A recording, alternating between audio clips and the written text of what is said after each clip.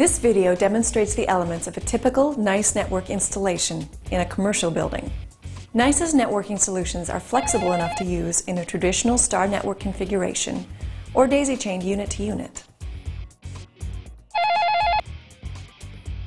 There are two different scenarios for NYCE Network's installation in a commercial building housing a small to medium-sized business. In the first scenario, the business will already have an existing commercial multi-port Ethernet network switch, and they'll need to upgrade their network to a POF system using a NYCE EPP channelized media converter. In the second scenario, the business is a new install not already using any Ethernet networking equipment. Here, a fully integrated multi-port NYCE EPS POF media converter switch will need to be installed.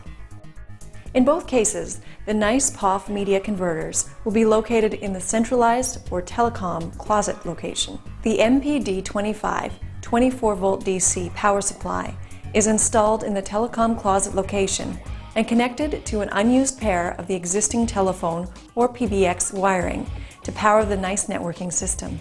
If more convenient, the MPD25 24-volt DC power supply can be plugged into a modular telephone or PBX RJ11 jack anywhere in the existing phone network to power the NYCE networking system.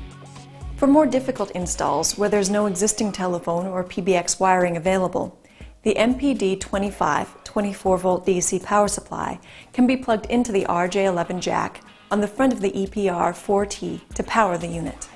The modem's Ethernet output can now be connected to the multi-port switch. The EPR4T media converters are then installed around the office in the existing modular jack wall outlet locations. An unused pair of the telephone or PBX wiring at each modular jack location is used to power the EPR4T media converters. The plenum-rated POF cable is then run from the multi-port switch locations to the EPR4T locations. In offices with drop ceilings, the POF cable can be pulled through the ceiling right beside fluorescent lighting and AC power without worry of electrical interference. The POF cable can also be pulled through heating ducts and air vents if they are present. Two strands of POF cable can be joined together using the POF inline connector.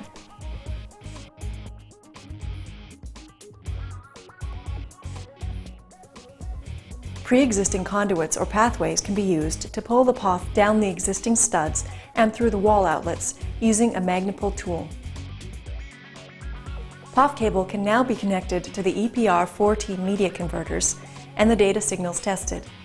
If the install has been performed correctly, the small LED next to the POF connection of the EPR4T converter will light up.